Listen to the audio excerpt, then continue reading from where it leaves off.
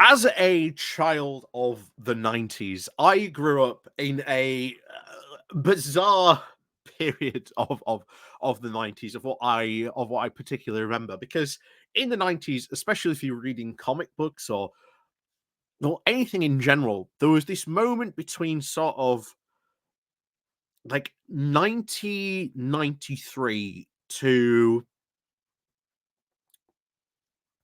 what, 2007-ish, when it sort of started to go out of fashion of extreme. Everything in the 90s was extreme. Extreme this or extreme that. It was everywhere. And why am I talking about this bizarre trend that happened in the 90s? Aren't you a channel that likes to sort of talk about politics? Well, here's the thing. Rishi Sunak, out of nowhere, decides he's going to hold this impromptu press conference. And this press conference is going to be about the problem of extremism that we face in the UK, that extremism is on the rise. And I have to question why on earth you would come out and do this when you are having this problem. Like, what led up to Rishi Sunak doing this? What happened along these lines for a prime minister to come out and basically say, "Hey guys, extremism is a problem." Shock horror, extremism being a problem.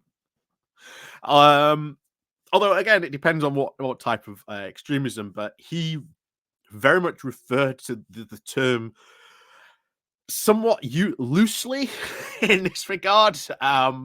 But we'll talk about more, and of course, why I think Rishi Sunak was put in this position to do this press conference. So, before we go talking more about that, please remember to click on the like, share, and subscribe button down below. Those are links to my Patreon page, the one of today's link called Buy Me Coffee, where you can buy me coffee. And of course, as always, there is the YouTube thank you button, and of course, the Pony Club down below as well. So, what happened? What happened where we have to have a prime minister come out and address extremism in the UK? Well, ironically, this is all Lee Anderson's fault because of his comments he made about Sadiq Khan, leading to sort of Islamophobia, his sort of refusal to apologize, which then sort of lost him the whip. Now, that does open up other implications, as we said before. Well, if you're apologizing for it, then that sets a very weird standard for people can say these things, but if you apologize for it, well, then that's fine. It's kind of a weird standard that especially an MP and someone in public life, they have a very important platform. The things that they say do have an effect. Priti Patel is a very good example. She used to talk about the lefty lawyers quite a bit. What happened? Immigration law officers got attacked. Wasn't widely reported, but that's what happened. So MPs, when they say things, do have a very, very big platform, and they have to, I think, be very, very responsible in how they use that platform and in what they say.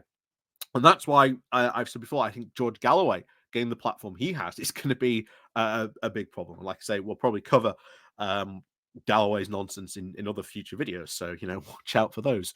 But this started I think, an internal discussion in the Tory party where you had these two factions, because you had Lee Anderson come out and say, "Oh no, you don't understand. I've got all these other MPs who have come privately to me and say, and that they support me. That they support me in saying what I said."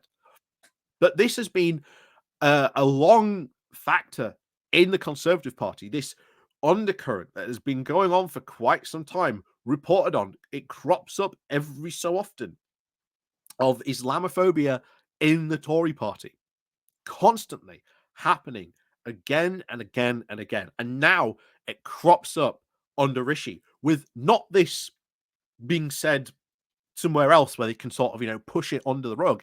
It's one of their own MPs who has said this. And they can't just push it under the rug. When you've got an MP who said something like that, then you've got to sort of react to it. You've got to respond to it. And then this brings up the whole conversation about, well, is this a problem in the in the Tory party? And of course, they don't take it seriously. But the other side of the Tory party that does want to take this seriously do say no, Anderson should never be allowed back. He should be banished and just not allowed a way back.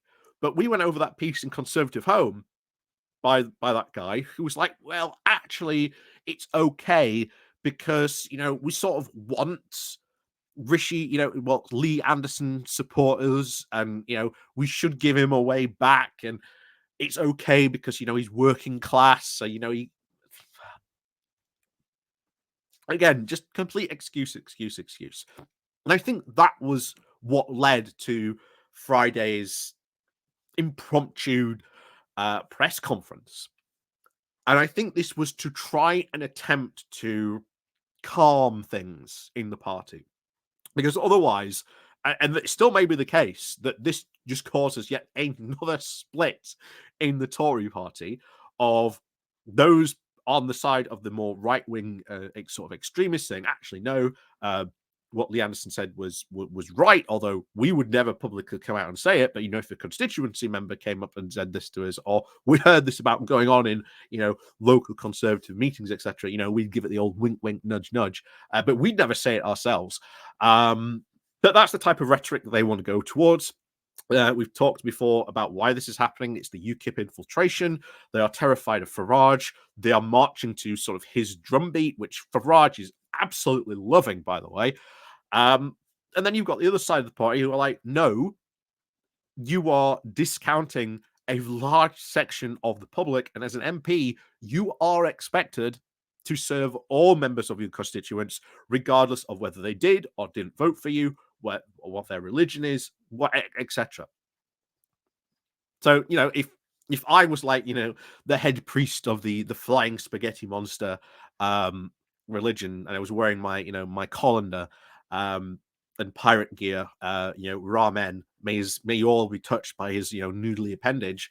An MP would have to sort of take my, concern seriously, regardless of what he thought about my religion or whatever. He is expected to do that, and that's what many of these MPs on the anti stuff, the anti-Lee Anderson, what they said, and why they are so shocked about it is because they are worried that this is slowly but surely becoming somewhat of a factor growing in the Tory party. But this is a problem that they have refused to take seriously, that they've refused to tackle head on. And unless you actually tackle it head on, like Starmer did,